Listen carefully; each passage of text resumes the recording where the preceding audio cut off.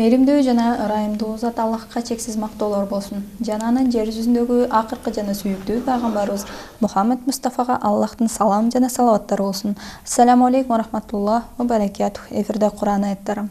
Урматтуу телекөрүүчүлөр, бүгүн биз сиздер менен Ар-Рахман сүрөсүн тафсир кылмакчыбыз. Студиябыздын коногу Кыргызстан Ислам университетинин ага окутуучусу Эстебес Ажыкулов агайыбыз. Ассаламу алейкум. Алейкум ассалам. Келип бергениңиз үчүн Аллах разы болсун, устаз. Жана да ушул маанисинде, өзүнүн маанисинде чоң маанини камтыган сүрөнү тафсир кылып бере турганыңыз үчүн, ал үчүн да Аллах разы болсун.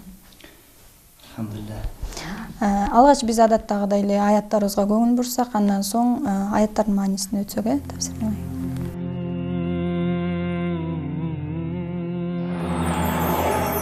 بسم الله الرحمن الرحيم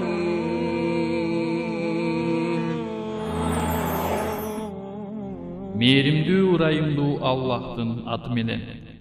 Мээримдүү Аллах Куранды үйрөттү. Инсанды жараткан, ага сүйлөөнү үйрөткөн. Күн жана ай эсеп менен айланат. Жылдыз да, дарактар да сежде кылышат. Асманды көтөрүп, таразасын орнотуп койгон. Өлчөмдөгү чектен чыкпооңор үчүн. Өлчөөнү адилеттүүлүк менен кылгыла, жана таразадан кемитпегиле. Жерди жандуулар үчүн төшөгөн. Анда жемиштер жана бутак шактуу курмалар бар. Анда кабыктуу урук жана жыпар-жыттуу өсүмдүктөр өсөт. Эгеңердин жакшылыктарынын кайсынысын жалганга чыгара аласыңар? İnsandı bışırılgan çopodon kurgak ılaydan jarattı. Jindерди түтүнсүз жалындан жаратты. Эгеңердин жакшылыктарынын кайсынысын жалганга чыгара аласыңар? Эки чыгыш жана эки батыш эгеси. Эгеңердин жакшылыктарынын кайсынысын жалганга чыгара аласыңар? Эки деңизди кошуп агызды. Экөөсүнүн ортосунда тосмо бар. Бири-бирине кошулбайт. Эгеңердин жакшылыктарынын кайсынысын жалганга чыгара аласыңар? Ал экөөсүнөн бермет менен маржан чыгат.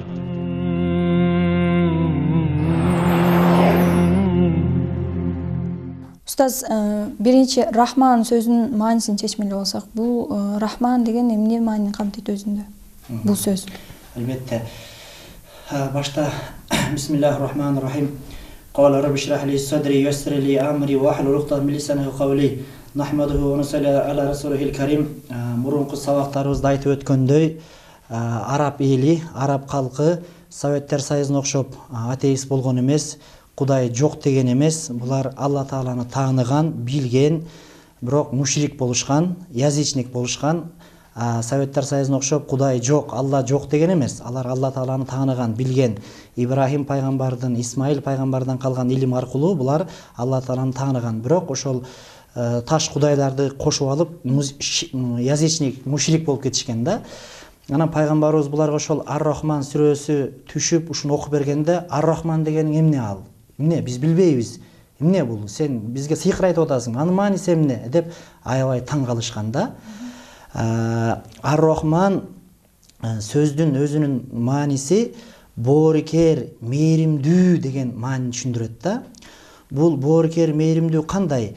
Бул дүйнөдө да капырга болсун, мусулманга болсун, Кудайга ишенгенге болсун, ишенбегенге болсун, Кудайга сыйынганга болсун, Кудайды сөккөнгө болсун, бардыгына, отко сыйынганга болсун, бутка сыйынганга болсун, бардыгына Кудай Таалам бул дүйнөдө мээримин төгүп, рызкысын кенен кылып, эч кандай азапка албай, ошол ишенсе дагы, ишенбесе дагы рызкы бере берет, мээримин төгө берет.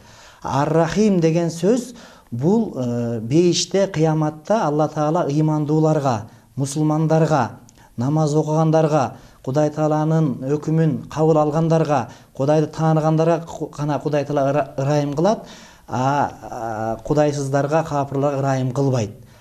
Ушул эки маани. Ар-Рахман бул дүйнөдө бардыгына мээримдүү, Ар-Рахим болсо бул кыяматта бейиште ыймандууларга гана мээримдүү деген маанини туюнтат да. Агай, бул сүрөнүн түшүш себеби барбы? Жана бул сүрө өзүндө кандай мындай маанини камтыйт кыскача? Бул сүрө Бул өтө улуу сүрө. Пайгамбарыбыз Мухаммад алейхиссалам айткан, ар нерсенин жүрөгү бар деген. Ошондой эле Курандын, бул Алланын сөзү, Курани Каримдин, ыйык Курандын жүрөгү бул Ясин сүрөсү деген. Ошондой эле ыйык Курандын эң сыймыктана турган нерсеси бул Ар-Рахман сүрөсү деген. Бул сүрөдө Алла Таала өзүнүн ошол биринчи аятта эле Ар-Рахман, боорукер, мээримдүү деп башталат. Андан кийинки бардык ошол 78 аятта айтылган нерселердин бардыгы ошо Кудайдын мээримине далалат кылат. Кудайдын мээримин баяндайт. Бул сүрөдө Алла Таала чоң планеталардан баштап майда нерселерге чейин бүт бардыгын Алла Таала жаратып, өзү ошол көзөмөлдөп турганы баян этилет. Тозок жөнүндө айтылат, бейиш жөнүндө айтылат. Ошону менен биргеликте башка сүрөлөрдө колдонулбаган бир ыкма колдонулат. Ал Алла Таала ар бир ошо өзүнүн жакшылыгын, нияматын айткандан кийин, эй адамдар менен жиндер, силер кантип менин жакшылыктарымды жокко чыгара аласыңар деп 31 жолу кайталайт. Мындай ыкма башка сүрөлөрдө жок. Бул сүрө өтө ыйык сүрө, өтө бийик, улуу сүрөлөрдүн бири. Алла Таалам жардам берсин, Аллага шүгүрлөр болсун. Ушу сүрөнү тафсир кылышка Алла Таалам ушу тагдырга ушуну жазып, ушу мүмкүнчүлүк жараткан Аллага мактоо болсун. Алхамдулилля. Ал эми өз учурубузда ошо Рахман сүрөсүнүн аяттарынын маанисин тафсирлөөгө өтсөк. Бисмиллахиррахманиррахим. Бул сүрө Мединада түшүрүлгөн сүрөлөрдүн бири экен, 78 аяттан турат. Мээримдүү жана ырайымдуу Аллахтын аты менен эң биринчи аятта мээримдүү Аллах деп келет. Ошол Ар-Рахман деген сөз келип атат да. Бул ошол бул дүйнөдө Алла Таала мээримдүү да, капырга болсун, мусулманга болсун, Кудайга ишенгенге болсун, ишенбегенге болсун, Алланын өзүнө сыйынганга болсун, кээ бир кудайсыз адамдар Алла Тааланы сөгөт да, аларга болсун мээримин төгө берет. Балким кээ бир ыймансыздар, кээ бир капырлар, кээ бир кудайсыздар бул дүйнөдө бай болушу мүмкүн, жакшы жашашы мүмкүн. Себеби Кудай Таала башка бир аятта айтат: "Стаиду билла кулу ва таматтау калилан иннакум мужримун". Эй күнөөкөрлөр, силер жегиле, ичкиле, бул дүйнөдөн каалашынча пайдаланып жыргагыла. Калилан, бул ашып кетсе 20 жыл, 30 жыл, ашып кетсе 60 жыл аз дейт да. Иннакум мужримун, албетте силер күнөөкөрсүңөр, силер тозокусуңар. Бир аз жыргап алгыла депген башка бир аятта да Аллах Таала ушу чечмелейт да. Экинчи аятта Куранды үйрөттү дейт. Алла Таала ошол Мухаммад пайгамбарыбызга саллаллаху алейхи вассалам Куранды толугу менен үйрөткөн, толугу менен баян кылып берген, толугу менен түшүндүргөн, тафсирин башкасын бардыгын. Ошону менен биргеликте ошол өзү каалаган мусулмандарга карылыкты насип кылып толук Куранды жатка билишет. Пайгамбарыбыз айткан, Курандан ошол бир аят же бир сүрө билбеген адам бузулган үй сыяктуу деп. Ошол жок дегенде ошол Фатиха сүрөсүн, Ихлас сүрөсүн үйрөнүп алышыбыз керек, аракет кылышыбыз керек. Кудай Таалам үйрөтөт. Эми адам кичине аракет кылса, Кудай Таалам жардам берет. Алла Таалам өзү мен Куранды жаттаганга, түшүнгөнгө оңой кылдым, бир каалоочу, бир талап кылуучу, кызыккан, окуй турган адам барбы деп өзү башка бир аяттарда айткан да. Инсанды жараткан. Аллах Таалам бүт адамзатты жараткан. Бүт адамзатты. Адам бир гана Аллах Таала жаратат. Канча адамдар бар, баласыз жүрөт. Канча адамдар бар, жалаң кыздары бар, баласы жок. Канча адамдар бар, баласы бар, кызы жок. Бүт адамзатты ошол Аллах жаратат. Жаратуучу бир гана Аллах Таала. Ошон Аллах Таала дагы ошол мен жаратуучумун деп бизге баса белгилеп атат. Ага сүйлөөнү үйрөткөн. Машалла. Алла Таала ошол адамды жаратып, бардыгыбызды адамзатты жаратып, сүйлөгөндү үйрөттү. Ошол менен биргеликте окуганды үйрөттү, жазганды үйрөттү, түшүнгөндү үйрөттү. Ошондой эле Аллах Таала адам атабызды жаратып, адам атабызга бардык нерселердин аттарын үйрөткөн. Бардык нерселердин аттарын үйрөткөн.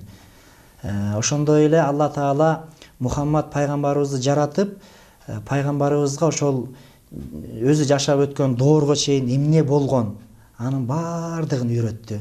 Кыяматка чейин эмне болот, анын бардыгын үйрөттү. Мына ушундай улуу маанилерди камтыйт да бул аят. Күн жана ай эсеп менен айланат. Машалла. Мына 7-чи кылымда Алла Таала 1430 жыл мурун, 1440 жыл мурун айдын айлануусун, күндүн айлануусун бизге кабар берип атат да. Мына азыркы күндө илимде белгилүү болгондой, ай жердин спутниги. Ай өзү да айланат, ошону менен биргеликте жерди да айланат. Илимде белгилүү болгондой, мына Меркурий, Венера, Жер, Марс, Юпитер, Сатурн, Уран, Нептун, Плутон 9 планета. Окумуштар азыр дагы 2-ни 3-тү таптык деп атышат да. Мейли 11-12 планета бардыгы ошол өз огунда өзү да айланат. Ошону менен биргеликте күндү айланышат. Күн дагы ошол вокруг центр галактика деп ошол галактиканын айланасында күн өзү да айланат да. Ана ошону Кудай Таала Куранда 7-чи кылымда бизге кабар берип атат да. Бул өзүндө илимди камтыган аят турбайбы? Албетте, өтө улуу илимдерди камтыган аят. Жылдыздар да, дарактар да сежде кылышат. Жылдыздар дагы, дарактар дагы, таштар дагы, өсүмдүктөр дагы бардыгы Кудай Тааланы аруулашат, Кудай Таалага сыйынышат, Кудайга сажда кылышат, Кудайды эстешет, зикир чалышат. Бирок бизге парда тартылган, аны укпайбыз, көрбөйбүз, сезбейбиз. Бирок чындыгында ошол жылдыздар дагы, дарактар дагы, таштар дагы, өсүмдүктөр дагы бардыгы Аллах Тааланы аруулап, мактап, эстеп, сыйынышат. Мындай сежде дегенде мааниси сыйынуу мааниси келет. Сыйынуу мааниси, эстөө, зикир чалуу мааниси келет да. 7-чи аятка токтосок, асманды көтөрүп, таразасын орнотуп койгон. Алла Таала асманды көтөрүп, таразасын орноткон, адилеттүүлүгүн орноткон да. Адилеттүүлүгүн. Бүт ошол планеталар, башкалар бардыгы ошол Алла Тааланын мыйзамын, таразасын, адилеттүүлүгүн бузбай, Алла Тааланын каалоосу менен, Алланын башкаруусу менен айланып турат да. Кийинки аяттардагы бакшы түшүнүк берет, Кудай буйруса иншалла. Өлчөмдөгү чектен чыкпооңор үчүн ошол Аллах Таала таразадан, адилеттүүлүктөн тайып кетпөөңөр үчүн деп мындай бизге буйрук берип атат да. Мисалы кандай? Кийинки аятты окусаңыз аны мен терең тафсир кылайын, Кудай буйруса. 9-чу аят: өлчөөнү адилеттүүлүк менен кылгыла жана таразадан кемитпегиле. Бул жерде ошол улуу маани жатат. Бул жерде 3 маани жатат. Адам баласы соода саттыктан, таразадан алдабаш керек. Алдаган адам эч качан жарыбайт, жыргабайт, байыбайт, буйрубайт. Сен 100 сом, 200 сом алдасаң, Кудай Таалам башка жагыңан 200, 300, 1000 сом андан да көп чыгарат. Эч качан таразадан алдаган адамдар жарыбайт, байыбайт, жыргабайт, оңбойт ал. Таразадан алдабаш керек. Сүткө суу кошпош керек. Ошону менен биргеликте соттор адилеттүү чечим чыгарыш керек да. Байлардан коркуп, күчтүүлөрдөн коркуп, бийликтегилерден коркуп, мафиялардан коркпой, адилеттүү, таза чечим чыгарыш керек. Ошону менен биргеликте эл башкаргандар, падышалар, эл башкаргандар адилеттүү болуш керек. Бул Кудайдын ошол буйругу да бизге ошол 3 мааниден камтыйт. Мисал айта кете турган болсок, Хазирет Умардын заманасында, Умар радиаллаху падыша болуп турганда, ошол Медина бүт ошол ислам мамлекеттерин башкарып турганда, өзү ошо түндөсү элим кандай жашап атат, элим эмне кылып атат деп түндөсү жупуну кийинип алып, жанына 1-2 жигитин алып алып көчө кыдырчы да. Анан бир жерге барып дубалга жөлөнүп калса, апасы менен кызы сүйлөшүп атат. Апасы айтат: "Эй, кызым, сүткө суу кошуп койгун, кичине көбүрөөк болсун" дейт. Анан кыз айтат: "Ой апаке, бул арам да. Умар падышабыз тыюу салбадыбы? Кантип мен кошом? Бул арам. Мен Кудайга ант берип айтам, кошпоймун" дейт. Умарын көрүп коюптурбу бизди? Жанын жигиттери көрүп коюптурбу? Кошо бергин дейт да. Анан мен эч качан кошпойм, мен Кудайдан корком. Умар көрбөгөн менен ааламды жараткан, Умарды жараткан, сизди, мени жараткан Алла Таала көрүп турат. Мен кошпойм деп кетип калат да. Умар радиаллаху ушул үйдү тактап, ошо мындайча айтканда дарегин адресин жазып кой деп, анан эртеси күнү ошол сураштырса, баягы кыз бойдок, турмушка чыга элек, өзү жок. Анан өзүнүн баласын ээрчитип келип, ошол кызды, ошол куда түшүп, баласын алып берген экен да. Мына такыбалык кандай жакшы ачкыч. Падышанын баласына турмушка чыгып атат. Умар деген адилеттүү адам болгон. Пайгамбарыбыз айткан: "Эй, Умар, менден кийин пайгамбар келбейт. Эгерде келе турган болсо, сен пайгамбар болмоксуң. Бирок эң акыркы пайгамбар менмин" деген да. Мына ошол тараза жөнүндө сөз ошол адилеттүүлүк. Дагы Умар радиаллаху анху падыша болуп турганда Мединада ошол чума оорусу каптап, жамгырда жаабай ачарчылык болот да. Ал Умар радиаллаху анху айтат: "Элим ушундай кыйналып атса, мен кантип майлуу тамак жейм, мен кантип эт жейм, мен кантип шорпо ичем" деп мен өзүнө өзү ант берип, мен ушу элимден ушул кайгы, ушул сыноо кеткенге чейин шорпо дагы ичпейм, эт дагы жебейм, майлуу тамак дагы жебейм. Болгону ошол зайтун май, анан кичине нан жеп турам деп өзүнө өзү ант берип, өзүнө өзү касам ичип тамак жеген эмес да. Аялдар, балдар канчалык алып келсе дагы жеген эмес. Эгерде мисалы бүгүнкү күндө эл башкарып аткандар эл ачка отурса, эл жарыксыз отурса, эттерди жеп, чучуктарды жеп, хан сарайларда, жарык үйлөрдө отурса, бул адамдар кыяматта баарыбыз өлөбүз. Кудайдын алдында чоң күнөөкөр болуп жооп берет да. Ана ошону дагы ошол түшүндүрүп айтсак болот. Дагы бир ошо акыркы эмесин айтайын, бул аятка тиешелүү. Хазирети Али падыша болуп турган учурда, ошол бүт ислам мамлекеттерин башкарып турган учурда Хазирети Али соот кийимин, душманга кийген темир кийимин жоготуп, өтө кымбат баалуу, жакшы кийимди. Анан аны бир еврей, жаш жигит, жөөт, яхуди көтөрүп жүргөн болот. Анан Хазирети Али көрүп: "Эй, бул меники" дейт. Бул меники десе, ал еврей жигит билет, чындап эле Али радиаллаху падышаныкы экенин билет. Бирок булардын дини кандай экен, сынап көрөйүнчү, адилеттүү өкүм чыгарабы булардын соттору, падышалары кандай деп. "Жок, меники" дейт. Басты анан экөө казыга, сотко барышат. Казыга, сотко барып, анан сот айтат: "Падышам" дейт, "Сиздин кандай эки күбөңүз барбы?" Шариятта эки күбө алып келиш керек да. "Эки күбөңүз барбы?" десе, "Бир күбөм бар" деп баласын алып келет, Хасанды. Хасан радиаллаху анхуну. Сот айтат: "Дагы бир күбөңүз барбы?" дейт. "Жок" дейт. "А балаңыздын күбөсү сизге өтпөйт, бул сизге тартып коет. Кечиресиз падышам, сиз күбө алып келе албадыңыз. Бул жөөт еврейдики, бул соот кийим. Сиздин далилиңиз жок" дейт. Анан баягы жерден болбосо падыша ал соттун өкмүнө баш ийип, мейли деп туруп берет. Анан баягы еврей: "Булардын дини чыныгы дин турбайбы? Мен сынамакка бээке келсем, булар адилеттүү чечим чыгарды.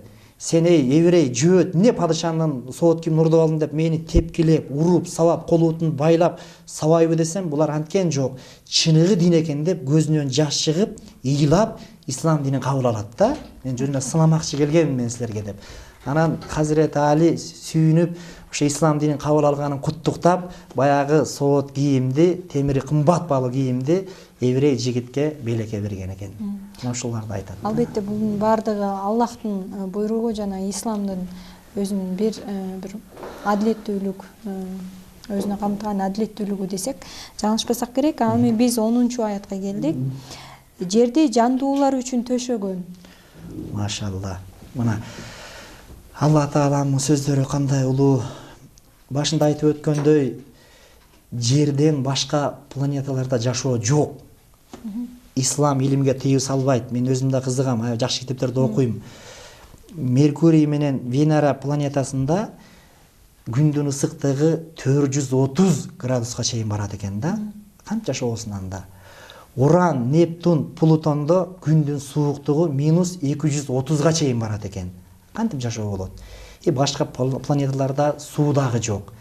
Бир гана жерде суу бар, жерде жашоо бар.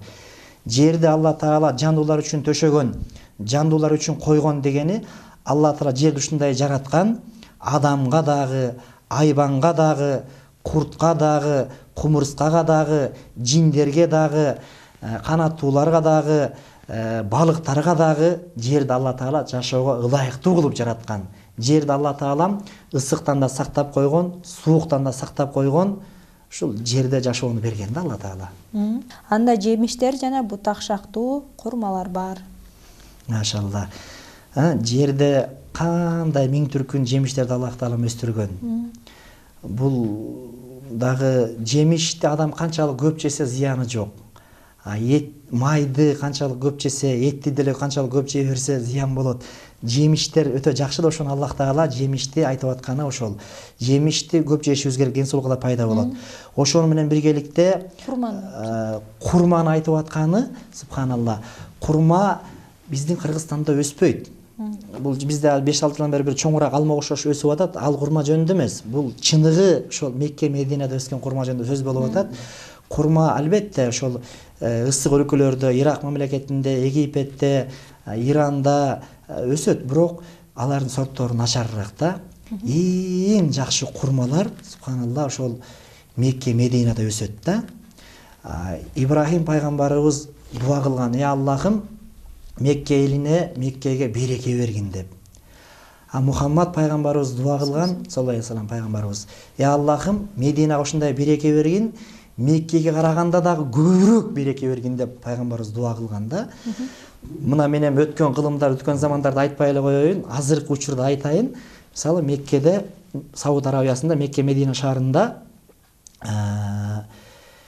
жыл сайын 5 миллион адам ажыга барат. 5 миллион.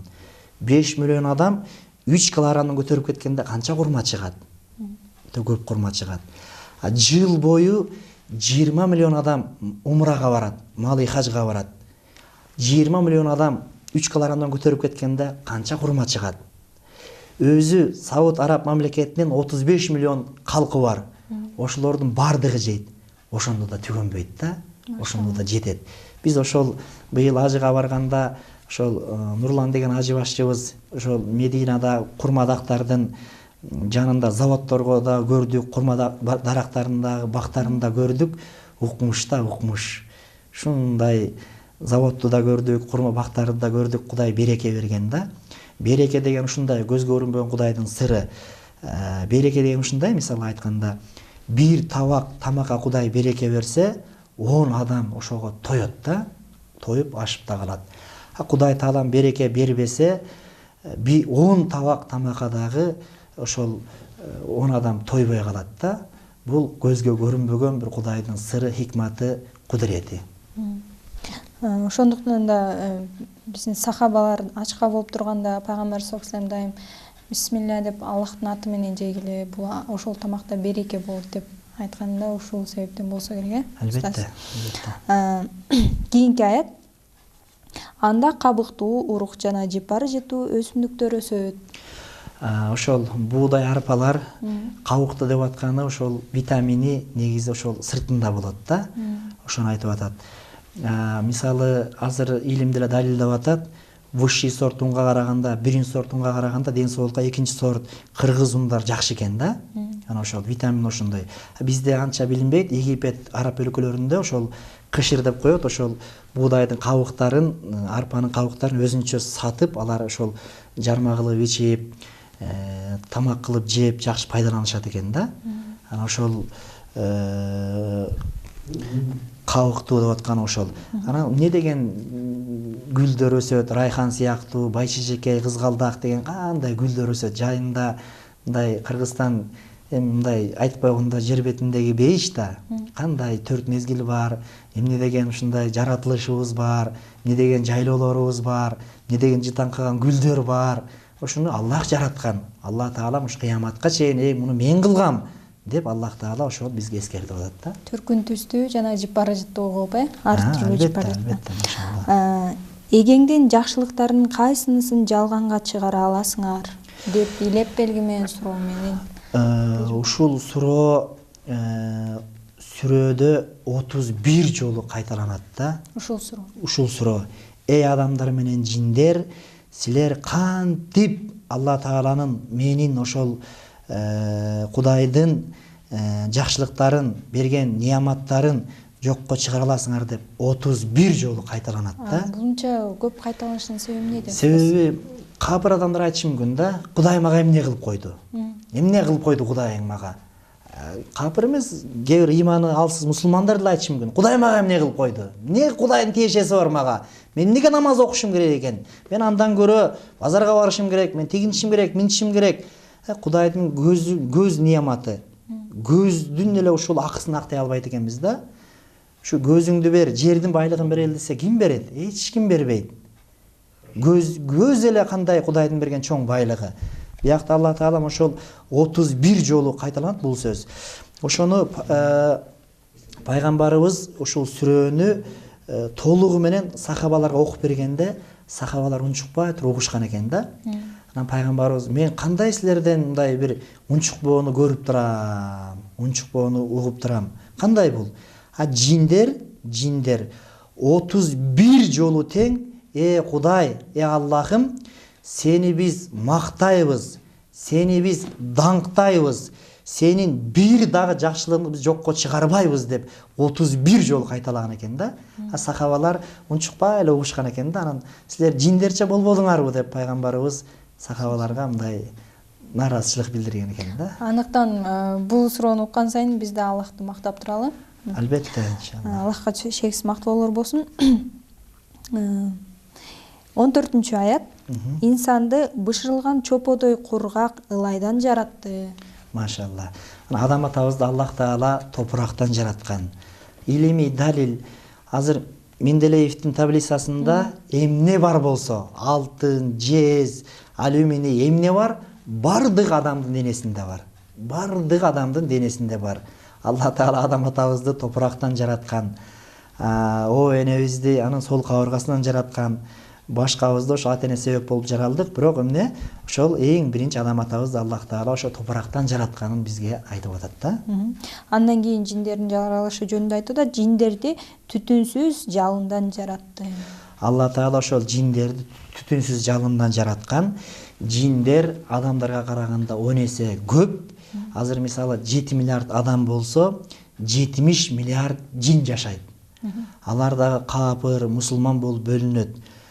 Улут болуп, кыргыз, өзбек, кытай, араб, түрк дегендей улутка да бөлүнөт булар. Ошону менен биргеликте ууруга да бөлүнөт. Саяк, солто, сарбагыш, куроиш дегендей ууруга да бөлүнөт булар.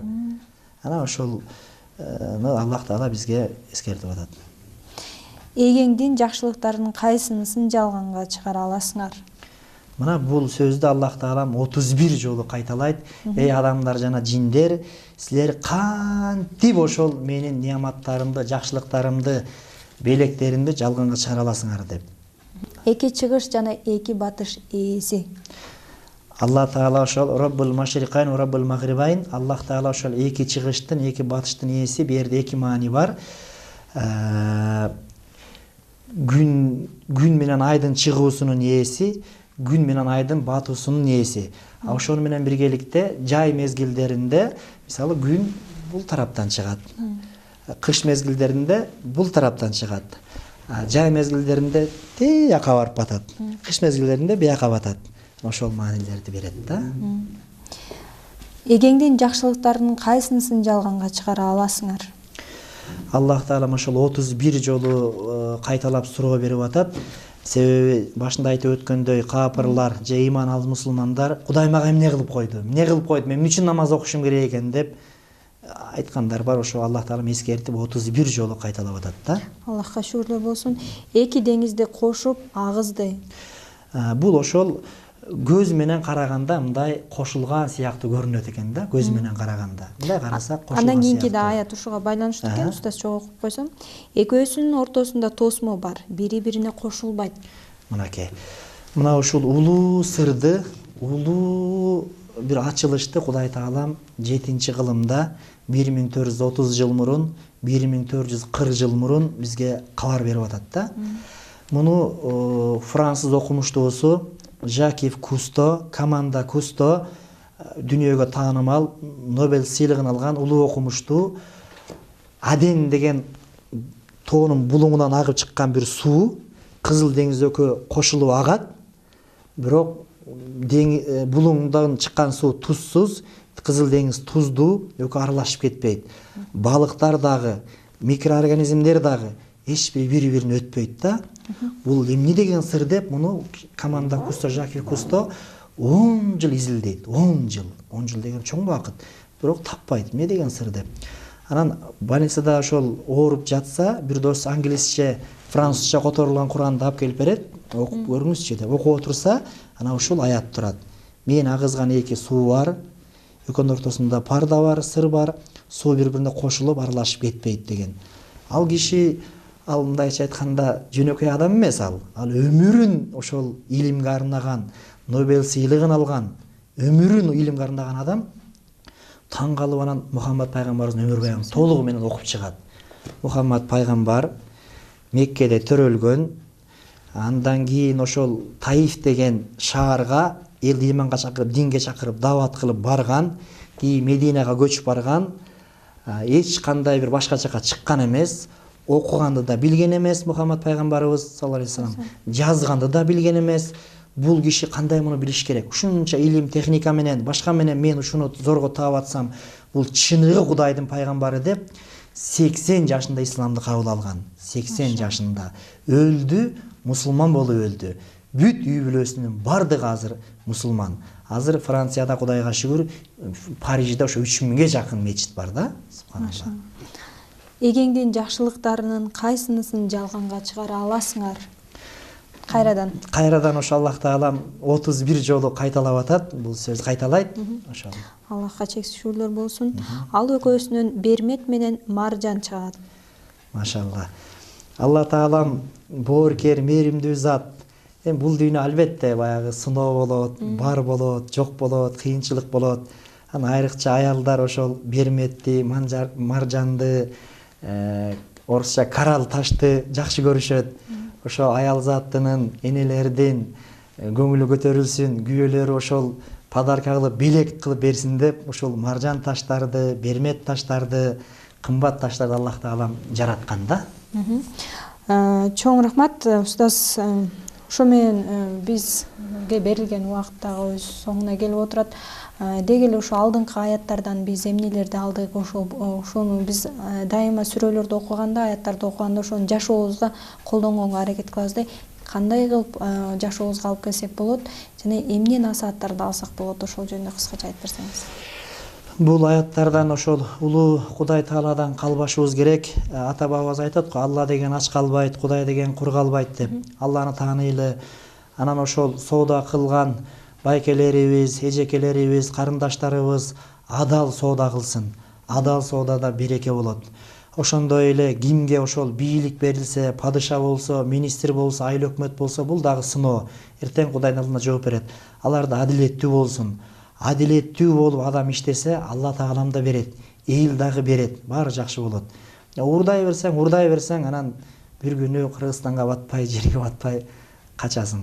Ошого адилеттүү бололу, Кыргызстанда тынчтык болсун, светтер өчпөсүн, падышаларга Кудай иман берсин, атпай турган болсун, сатпай турган болсун, качпай турган болсун, түндүк түштүккө, урууга, колот коктуга бөлүнбөйлү, алакандай кыргыз көбөйөлү, өнөлү, өсөлү, бар бололу, бай бололу, бир бололу, баары жакшы болсун. Аллах кабыл кылсын, сизге да болсо Аллах Таала өз мээримин жана өз бейишин насип эткен болсун. Чоң рахмат, Аллах разы болсун. Амин. Рахмат сизге да. Урматтуу телекөрүүчүлөр, ал эми бизди үзбөй көрүңүздөр, анткени биз бул сүрөнүн кийинки аяттарын эмки көрсөтүүдө тафсир кылмакчыбыз. Куранды окуңуздар, билиңиздер жана Куран менен жашаңыздар. Ассаламу алейкум ва рахматуллах ва баракатух.